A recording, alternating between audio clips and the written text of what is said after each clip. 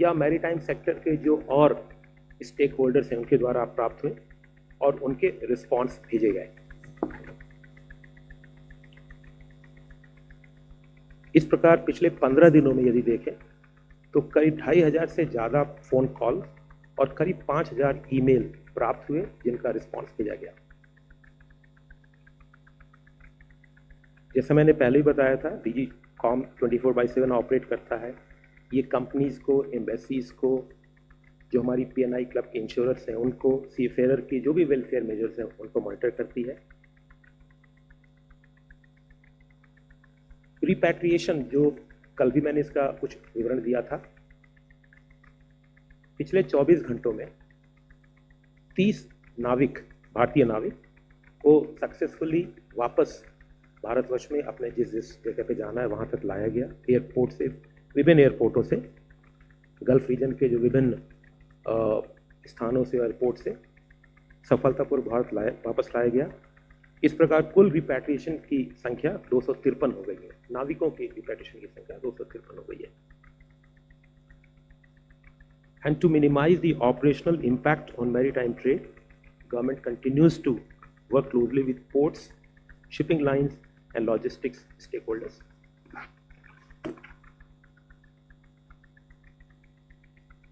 Ports को ये निर्देश दिया गया है कि शिपिंग लाइंस और कार्गो ओनर्स को राहत दी जाए। इसके विषय में मैंने कल डिटेल में भी बताया था, जिसमें anchorage, berth hire, anchorage charges होते हैं, anchorage charges, berth hire charges, storage charges में रियायत भी शामिल हैं।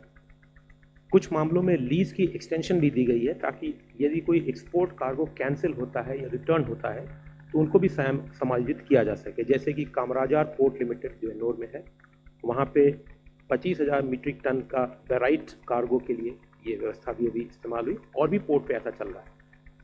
ये सिर्फ एक एग्जाम्पल मैंने साइड किया।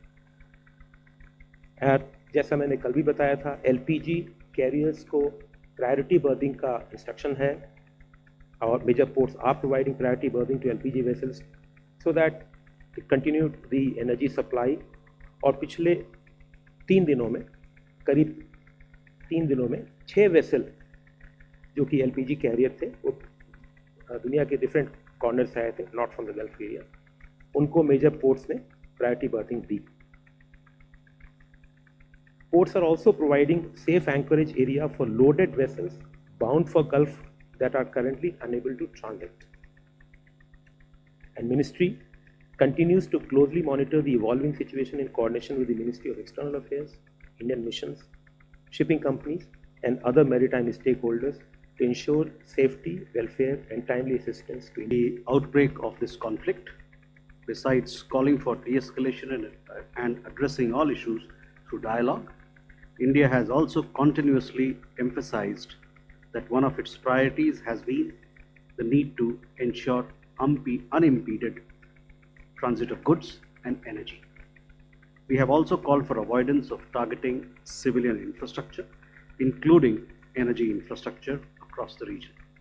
We believe that these are the priorities of a large part of the global community, since the impact of the conflict is being felt globally. As you would be aware, we are dealing with a very complex situation concerning an active conflict zone.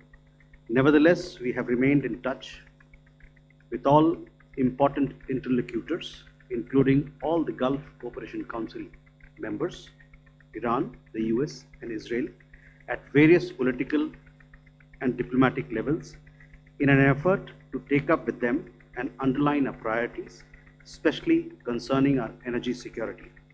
Prime Minister has spoken to his counterparts in the region in the last few days.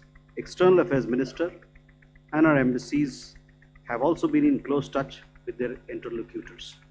In the process, the concerns of other key actors such as shipping lines, etc., have also had to be addressed.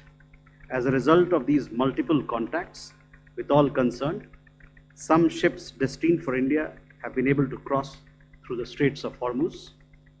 You would have seen that in the early hours today, and it was mentioned by my distinguished colleague, senior colleague, 2 Indian ships, Shivalik and Nanda Devi, crossed the Straits of Hormuz and are now headed to ports in India.